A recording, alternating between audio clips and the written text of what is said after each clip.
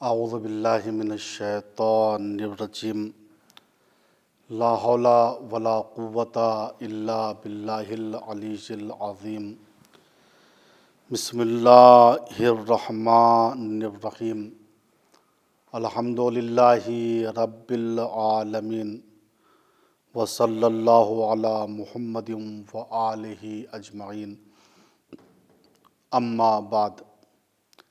ناظرین کرام، سلام علیکم ورحمۃ اللہ وبرکاتہ۔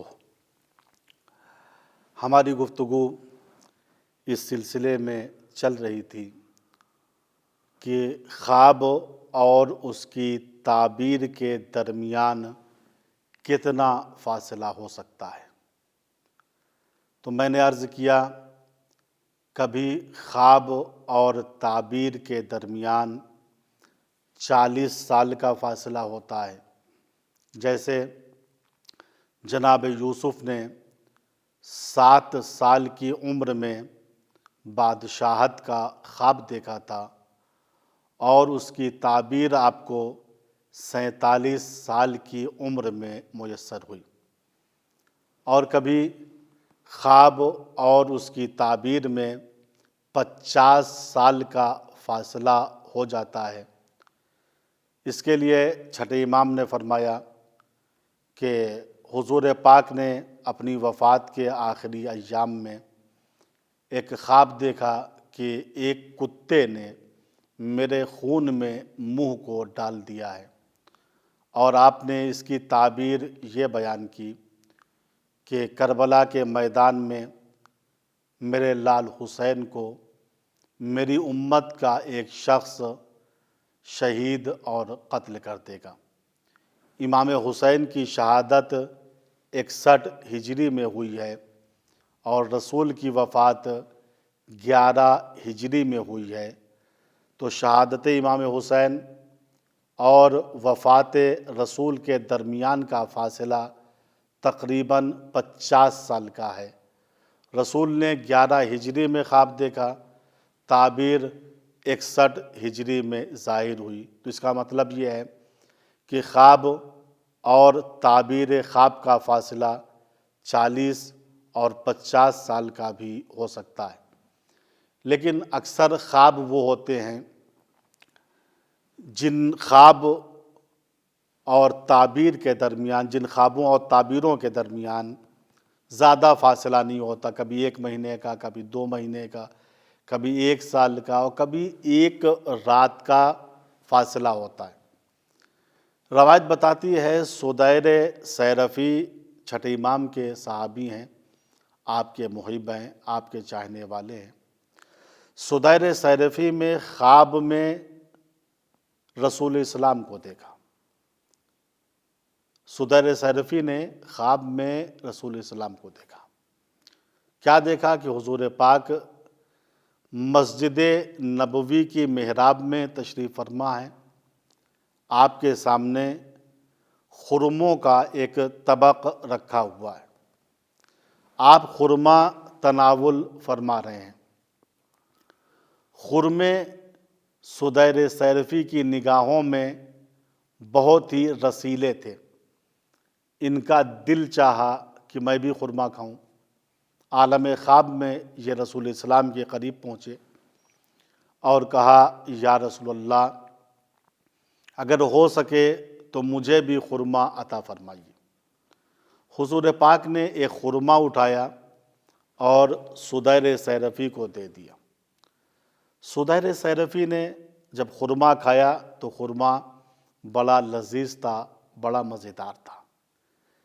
پھر ہاتھ بڑھایا، یا رسول اللہ اور دیجیے۔ رسول نے پھر ایک خرما دے دیا۔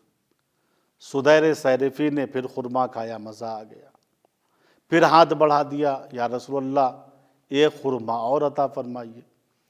رسول نے پھر خرما دیا، یہاں تک کہ سدیر سیرفی خرما کھاتے رہے، ہاتھ پھیلاتے رہے۔ 8ویں مرتبہ پھر ہاتھ پھیلایا، رسول پاک نے پھر خرما دیا اور یہ خرما کھا گئے۔ 9ویں مرتبہ پھر ہاتھ پھیلایا، حضور پاک نے مسکرا کے کہا خرمے کا زیادہ کھانا تمہارے لیے مناسب نہیں ہے، اتنے ہی خرمے تمہارے لیے کافی ہیں۔ تو عالم خواب میں 8 عدد خرمے حضور پاک نے سدیر سیرفی کو دیا۔ رات میں سدیر سیرفی نے یہ خواب دیکھا تھا۔ صبح نمودار ہوئی، سدیر سیرفی مسجد نبی میں تشریف لاتے ہیں۔ کیا دیکھا؟ چھٹے امام محراب میں تشریف فرما ہیں، آپ کے سامنے خرمے کا ایک طبق رکھا ہوا ہے۔ جس طریقے سے سدیر سیرفی نے عالم خواب میں رسول اسلام کو خرما تناول کرتے ہوئے دیکھا تھا، اسی طریقے سے سدیر سیرفی نے چھٹے امام کو دیکھا کہ آپ کے سامنے خرمے کا طبق ہے اور آپ اسی انداز سے خرما تناول فرما رہے ہیں جس طریقے سے عالم خواب میں رسول اسلام خرما تناول فرما رہے تھے۔ سدیر سیرفی چھٹے امام کے قریب گئے، خواب ذہن میں ہے، ہاتھ پھیلایا، کہا فرزند رسول اگر ہو سکے تو مجھ کو بھی ایک خرما عطا فرمائیے۔ چھٹے امام نے ایک خرما اٹھایا، سدیر سیرفی کو دے دیا۔ سدیر سیرفی نے خرما کھایا تو وہی لذت پائی جو عالم خواب میں خرما کھانے کی لذت کو انہوں نے محسوس کیا تھا۔ پھر ہاتھ پھیلا دیا، فرزند رسول خرما عطا کیجیے اور عطا کیجیے۔ پھر چھٹے امام نے آپ کو ایک خرما دیا، پھر انہوں نے ہاتھ پھیلایا، پھر چھٹے امام نے خرما دیا، یہاں تک کہ امام نے 8 خرمے سدیر سیرفی کو عالم بیداری میں دیے۔ پھر 9ویں مرتبہ جب سدیر سیرفی نے ہاتھ کو پھیلایا، کہا فرزند رسول خرما اور عطا کیجیے۔ چھٹے امام نے سر کو اٹھایا، مسکرا کے کہا اے سدیر سیرفی لو زادک جدی لزدنا، اگر عالم خواب میں میرے جد رسول اسلام نے تم کو 8 سے زیادہ خرمے دیے ہوتے تو میں بھی تم کو 8 سے زیادہ خرما عطا کر دیتا۔ امام نے اپنے اس قول سے واضح کر دیا، یاد رکھنا امت کا کوئی بھی عمل اپنے امام سے پوشیدہ نہیں ہوتا ہے، اور یہ بھی آپ نے واضح کر دیا کہ معصوم کے عمل میں اختلاف نہیں ہوتا ہے، جو اول کا فیصلہ ہوتا ہے وہی آخر کا فیصلہ ہوتا ہے، جو آخر کا فیصلہ ہوتا ہے وہی اوسط کا فیصلہ ہوتا ہے۔ یہاں سے ایک نقطہ اور سمجھ میں آتا ہے کہ جو خدا کی طرف سے علم خواب کا عالم ہوتا ہے وہ صرف تعبیر خواب کو نہیں بتاتا ہے، بلکہ وہ تعبیر خواب کے ساتھ ساتھ انسان کے خواب کو بھی بیان کر دیتا ہے کہ تم نے عالم خواب میں کیا چیز دیکھی ہے۔ آئیے آپ حضرات کے سامنے اب بعض نقطے ہم ایسے پیش کرتے ہیں جن کی وجہ سے ہماری سمجھ میں یہ بات آ جائے کہ ہم سچے خواب کس طریقے سے دیکھیں۔ یہاں سوال یہ ہوتا ہے اور اکثر لوگ یہ سوال کرتے ہیں مولانا خواب جھوٹے بھی ہوتے ہیں، خواب سچے بھی ہوتے ہیں، ہم کیسے جانیں کہ ہمارا خواب سچا ہے، یا سچے خواب دیکھنے کا طریقہ کیا ہے؟ دیکھیے یہ اہم چیز ہے، چونکہ خواب ایک ایسی چیز ہے کہ حضور پاک فرماتے ہیں کہ روی المؤمن تجری مجرا کلام تکلم بہ الرب عندہ، مومن کا خواب دیکھنا اس کلام کے مانند ہے جو کلام خدا اپنے کسی بندے سے کرتا ہے۔ تو خواب بہت اہم چیز ہے، لہٰذا ضروری ہے کہ ہم خواب زیادہ تر سچے دیکھیں۔ سچے خواب ہم کس طریقے سے دیکھیں گے، آئیے ہم چند نقطوں کی طرف آپ کو متوجہ کرتے ہیں۔ جس کی وجہ سے ہمارے اوپر یہ بات واضح اور روشن ہو جائے کہ سچے خواب دیکھنے کا سلیقہ اور طریقہ کیا ہے۔ دیکھیے، ہر چیز کا ایک طریقہ اور سلیقہ ہوتا ہے۔ اگر اس چیز کے طریقے اور سلیقے کے ساتھ ہم آگے بڑھیں تو مطلوب تک پہنچنا ہمارے لیے بڑا آسان ہو جاتا ہے۔ لیکن اگر اس چیز کے سلیقے کے ساتھ ہم نہ چلیں تو مطلوب تک پہنچنا ہمارے لیے بہت مشکل ہو جاتا ہے۔ مثلاً کھاتا تو ہر انسان ہے، کوئی دوڑتے ہوئے کھاتے ہوئے نکل جاتا ہے، کوئی کھڑے ہو کر کھاتا ہے، کوئی لیٹ کر کھاتا ہے، لیکن کوئی دو زانو ہو کر اسلامی طریقے پر عمل کرتا ہوا کھانا کھاتا ہے۔ اسی طریقے سے سوتا تو ہر انسان ہے، کوئی ایسا سوتا ہے اور اتنا سوتا ہے کہ نیند بھی اس سے پناہ مانگتی ہے، کوئی نجاست و غلاظت کے عالم میں سو جاتا ہے، کوئی منہ کے بل اوندھا سو جاتا ہے۔ چونکہ سونے کے طریقے پہ ہم عمل نہیں کرتے ہیں، لہٰذا ہمارے اغلب خواب جھوٹے ہوتے ہیں۔ اگر ہم چاہتے ہیں کہ ہمارے اکثر خواب سچے ہوں تو ہم کو چاہیے کہ ہم اسلامی نقطۂ نظر سے جو سونے کا طریقہ و سلیقہ بیان کیا گیا ہے اس پر عمل کریں۔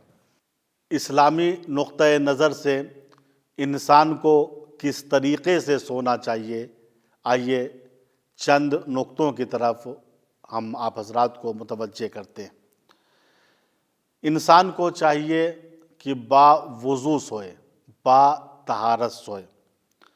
اگر انسان با طہارت سوئے گا تو اس کا ثواب بھی عظیم ہے اور اس کو سچے خواب بھی نظر آئیں گے۔ اس کا ثواب کتنا ہے اگر انسان با طہارت سوئے؟ تو حضور پاک حضرت محمد مصطفیٰ صلی اللہ علیہ وآلہ وسلم ارشاد فرماتے ہیں، من نام علی الوضوء ان ادرکہ الموت فی لیلۃ فہو عند اللہ شہید۔ جو انسان با وضو سوئے اور اسی عالم میں موت اس کو آ جائے تو وہ شخص اللہ کے نزدیک شہید کا مرتبہ رکھتا ہے۔ دوسری روایت میں حضور پاک نے اس طریقے سے ارشاد فرمایا، اگر انسان با طہارت اور با وضو سوئے فَإِنْ فَعَلَ ذَلِكَ لَمْ يَزِلْ فِي الصَّلَاةِ وَذِكْرِ اللَّهِ، تو اس کا شمار فرشتے نماز میں کرتے رہیں گے اور ذکر خدا میں کرتے رہیں گے۔ یعنی یہ انسان وضو کر کے سو رہا ہے اور اس کو نماز اور ذکر الہی کرنے کا ثواب مل رہا ہے۔ دوسری چیز جو سوتے وقت ہم اس پر عمل کریں تاکہ ہمارے خواب سچے ہوں، وہ یہ ہے کہ انسان غور کرے کیا کھا کر سویا ہے۔ قرآن کہتا ہے فَلْيَنْظُرِ الْإِنسَانُ إِلَىٰ طَعَامِهِ، انسان کو چاہیے کہ وہ اپنے کھانے کی طرف نگاہ کرے۔ کیا مطلب؟ کیا ہم کھاتے وقت آسمان کو دیکھتے ہیں؟ کھاتے وقت دائیں یا بائیں دیکھتے ہیں؟ نہیں، ہماری نگاہیں کھاتے وقت کھانے پہ رہتی ہیں۔ تو پھر اللہ تعالیٰ یہ کیوں کہہ رہا ہے کہ انسان کو چاہیے کہ اپنے کھانے کو دیکھے؟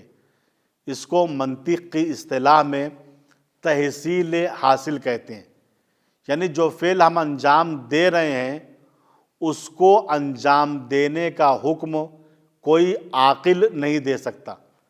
لہٰذا اس آیہ کریمہ کے معنی یہ نہیں ہے جو عام نظروں میں ہم سمجھ لیتے ہیں۔ قرآن کہہ رہا ہے فَلْيَنْظُرِ الْإِنسَانُ إِلَىٰ طَعَامِهِ، انسان کو چاہیے کہ اپنے کھانے کو دیکھے کہ کیا کھا رہا ہے، یہ حلال ہے یا حرام ہے، یہ کھانا جائز ہے یا ناجائز ہے، یہ کھانا کہیں ایسا تو نہیں کسی غریب کا حق ہو، کسی بیوہ کی ملکیت ہو۔ لہٰذا انسان کھانے سے پہلے یہ دیکھ لے کہ یہ جائز ہے یا ناجائز ہے، حلال ہے یا حرام ہے۔ اسی طریقے سے اخلاقی کتابوں میں کہا گیا ہے کہ رات میں انسان کو چاہیے کہ کچا لہسن اور کچی پیاز نہ کھائے، چونکہ اس کی بو اور مہک سے رحمت کے فرشتے انسان کے قریب نہیں آتے ہیں۔ دیکھیے غور کیجئے، ہم سلاد بناتے ہیں رات میں، اگر ہم چاہتے ہیں کہ رحمت کے فرشتے ہمارے قریب آئیں اور ہم سچا اور اچھا خواب دیکھیں، تو ہم کو چاہیے کہ رات میں سلاد کے اندر پیاز کا یعنی کچی پیاز کا اور کچے لہسن کا استعمال نہ کریں۔ البتہ کچی پیاز یا لہسن کو کھانا رات میں حرام نہیں ہے، کھا سکتے ہیں آپ، کوئی حرج نہیں ہے۔ لیکن اگر آپ چاہتے ہیں کہ رحمت کے فرشتے ہمارے پاس آئیں اور ہم سچے خواب دیکھیں، تو رات میں کچے لہسن یا کچی پیاز کا استعمال نہ کریں۔ اسی لیے علم اخلاق کے علماء فرماتے ہیں رات میں کچی پیاز یا کچے لہسن کا کھانا کراہت رکھتا ہے اور مکروہ ہے۔ کشاف الحقائق امام جعفر صادق علیہ السلام اس سلسلے میں بیان فرماتے ہیں اذا اویت الی فراشک، دیکھو جب تم اپنے بستر پہ آؤ پناہ لینے کے لیے، فانظر، تو اس بات پہ غور کرو، ما سلکت فی بطن کا، کہ ہم نے اپنے پیٹ میں کیا ڈالا ہے، ہم نے کیا کھایا ہے، وما کسبت فی یومک، اور ہم نے آج کے دن کیا کمایا ہے، ہماری کل درآمد کیا تھی، اس میں جائز کیا ہے، ناجائز کیا ہے، حلال کیا ہے، حرام کیا ہے۔ پھر آپ فرما رہے ہیں وَاذْكُرْ أَنَّكَ مَيِّتٌ، اور اس بات کو بستر پہ لیٹ کے یاد کرو کہ تم ایک دن مر جاؤ گے۔ وَأَنَّ لَكَ مَعَادًا، اور تمہارے لیے معاد اور قیامت ہے کہ مرنے کے بعد پھر تم اٹھائے جاؤ گے۔ تیسری چیز جس کی رعایت ہم کو سوتے وقت کرنی ہے وہ یہ ہے کہ ہم یا سیدھے سوئیں رو بقبلہ یا دائیں کروٹ رو بقبلہ سوئیں۔ اگر ہم اس طریقے سے سوئیں گے سیدھے یا دائیں کروٹ تو اغلب خواب ہمارے سچے ہوں گے، لیکن اگر ہم بائیں کروٹ سوئیں گے یا منہ کے بل شیطانوں جیسے سوئیں گے تو ہم اپنے مقصود تک نہیں پہنچ سکتے۔ امیر المومنین علی ابن ابی طالب علیہ السلام ارشاد فرماتے ہیں کہ انسان کا سونا 4 طریقے سے ہوتا ہے، انسان 4 طریقوں سے سوتا ہے۔ انبیاء سیدھے رو قبلہ سوتے ہیں، ان کا ظاہر سو جاتا ہے لیکن ان کا دل نہیں سوتا ہے۔ اسی طریقے سے وَأَعْيُنُهُمْ لَا تَنَامُ مُتَوَقِّعَةً لِوَحْيِ اللَّهِ، ان کی آنکھیں نہیں سوتی ہیں اور ان کی آنکھیں وحی الہی کی منتظر رہتی ہیں۔ چونکہ میں نے بارہا اس حدیث کو نقل کیا کہ رویل انبیاء وحیون، نبی کا خواب وحی الہی ہوتا ہے۔ ہم خواب میں غافل ہو جاتے ہیں لیکن ذات نبی وہ ہوتی ہے جو خواب میں بھی غافل نہیں ہوتی۔ تو انبیاء سیدھے روبہ قبلہ سوتے ہیں اور مومن دائیں کروٹ سوتا ہے، اور بادشاہ زادگان بائیں کروٹ سوتے ہیں۔ ان کا اصل مقصد یہ ہوتا ہے جو غذا ہم نے کھائی ہے، جو کھانا ہم نے کھایا ہے، اس کو ہم ہضم کر سکیں۔ پھر امام فرماتے ہیں ابلیس اور اس کے برادران اور اسی طریقے سے ہر پاگل، بیمار اور مجنون انسان منہ کے بل سوتا ہے۔ لہٰذا اگر ہم چاہتے ہیں کہ عالم خواب میں ہمارے خواب سچے ہوں تو ہم یا سیدھے سوئیں یا دائیں کروٹ روبہ قبلہ سوئیں۔ چوتھی چیز جو بہت اہم ہے، بعض علماء فرماتے ہیں کہ انسان کو چاہیے سوتے وقت سورہ ناس اور فلق کی تلاوت کرے۔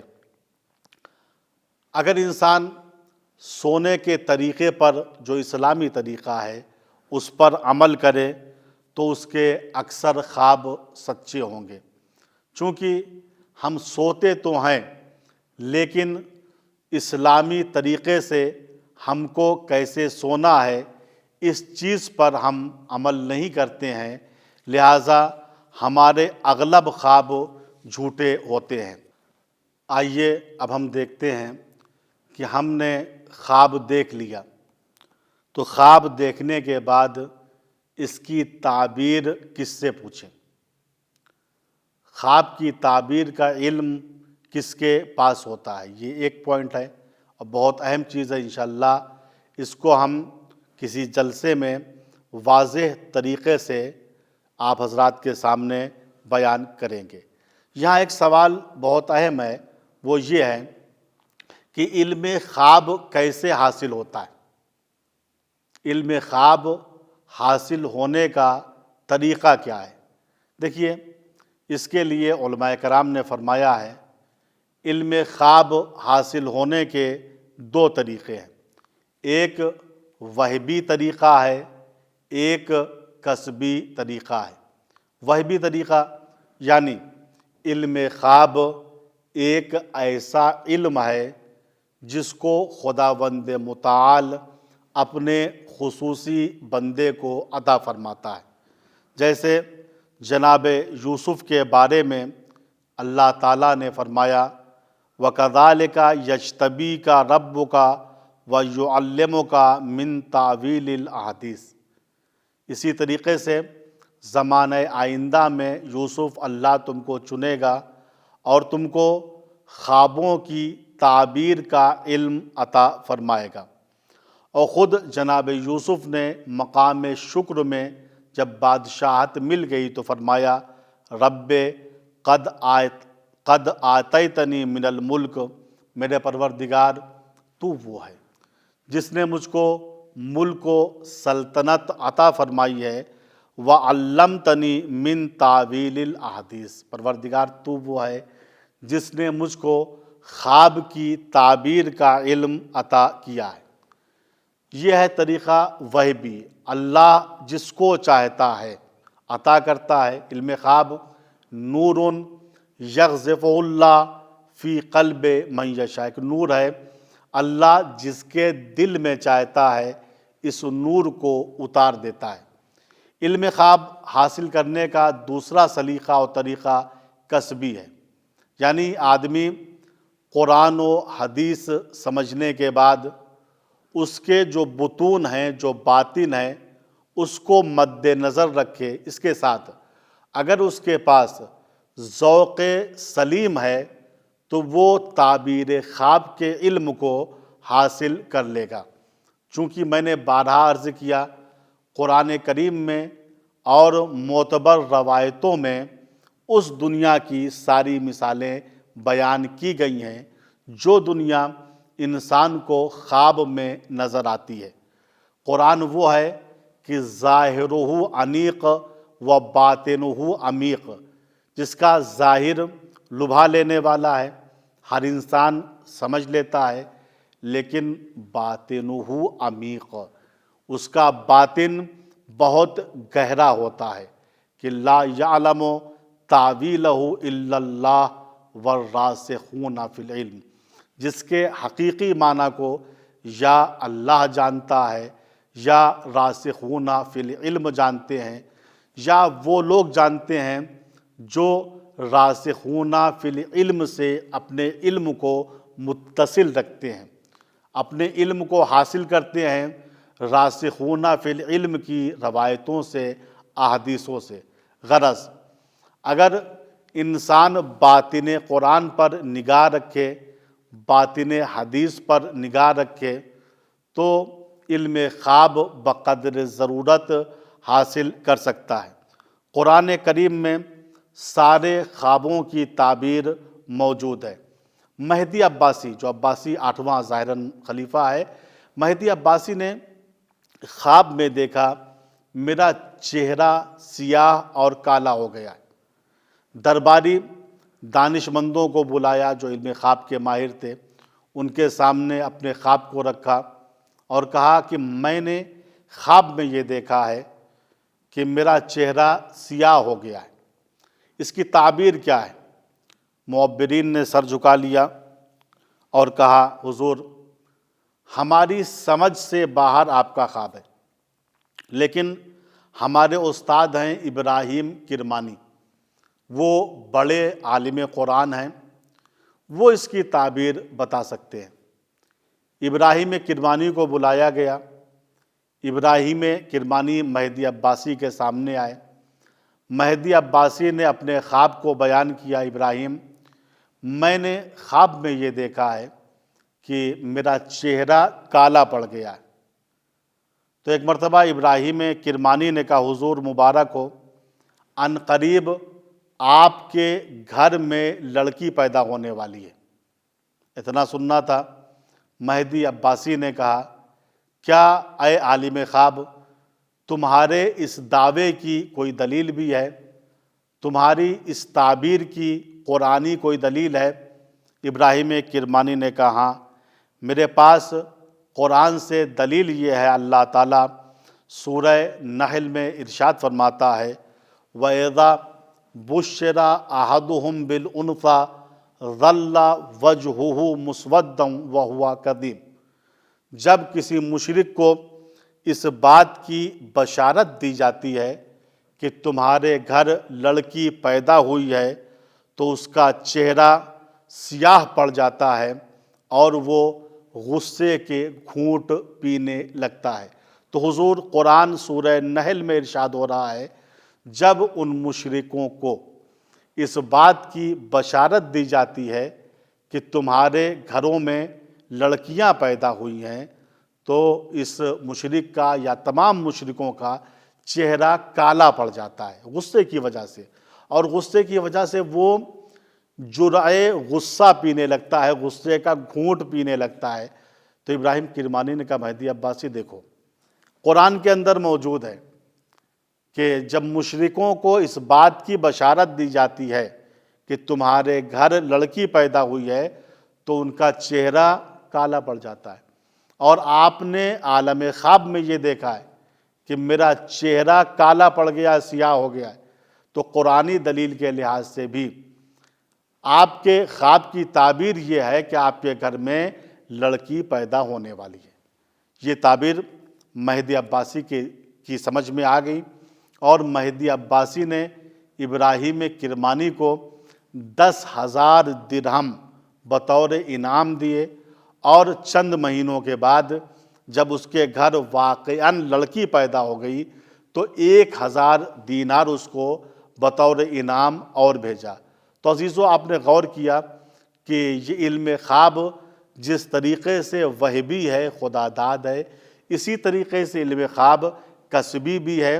اگر انسان محنت کرے، زحمت کرے، قرآن کی آیات کو سمجھے، احادیث پیغمبر اور ائمہ اطہار کو سمجھے، اور ان کے بطون کو مد نظر رکھے، اور اس کے ساتھ اس کے اندر اگر ذوق سلیم پایا جاتا ہے تو وہ انسان بآسانی علم خواب حاصل کر سکتا ہے۔